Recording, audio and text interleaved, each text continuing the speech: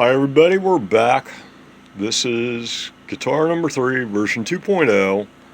Apparently this is going to be part 2 of the video about this guitar because the camera ran out of memory. So, as I was saying when the camera ran out of memory, when I was doing the neck for this thing, I really sanded it down really fine before I finished it, and pretty much all this guitar has been really sanded a whole lot to make it super smooth everywhere, every last, I mean, the fretboard edges look almost like the thing's been scalloped because it's been sanded so much. So this thing is just ultra smooth, ultra smooth everywhere. The whole guitar is just, all the lacquer's been sanded, all of it's like, almost as smooth as glass, and it's not sticky at all. It's just really smooth, all of it. And when I made the bars for this thing and the post extension, I was very careful to pay attention to the ergonomics of it.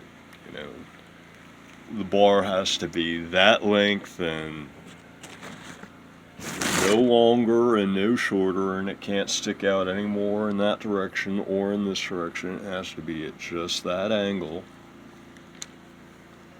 and it has to be just that far from the strings. And this bar here has to be at just this angle and has to be just that long in order to get the thing to hang perfectly when it's on the strap. So yeah, the ergonomics on this thing are really, the whole guitar just, I mean, it's great balance, but it's actually got a fair bit of heft, because I mean it is a Floyd Rose, so it's not trivial in weight, and the guitar itself is just, I mean, it feels so great in the hands. I guess is about the best way to put it. The only way that I've described it, and actually multiple times, is you just want to hold it and take it home with you because it feels so good. And everything about it. I mean, the neck came out perfect on the profile and everything. So yeah, I'm just really pleased with this thing. And it feels, super solid and super heavy and just right. It's got that whole, well, I was doing the Mitchell video earlier, and I was mentioning how it had a really solid feel to it, like an ESP does. And this now has that feel to it as well. So yeah, I'm very pleased in that respect. As far as like the differences between version 1 and version 2, version 1, the counterbalance weight thing went away. It got replaced with the 2 bars, and it got the new control layout for version 2 here. And that's really the only major change. And then of course the refinishing.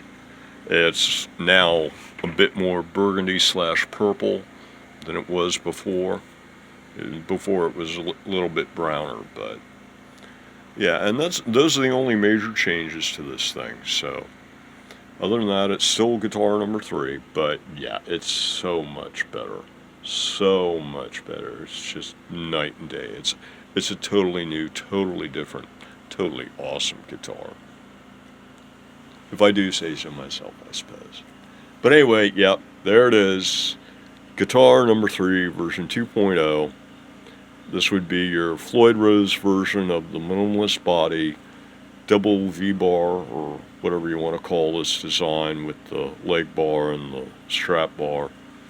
And it does have the offset with the body versus the strap bar, so that it sits with the guitar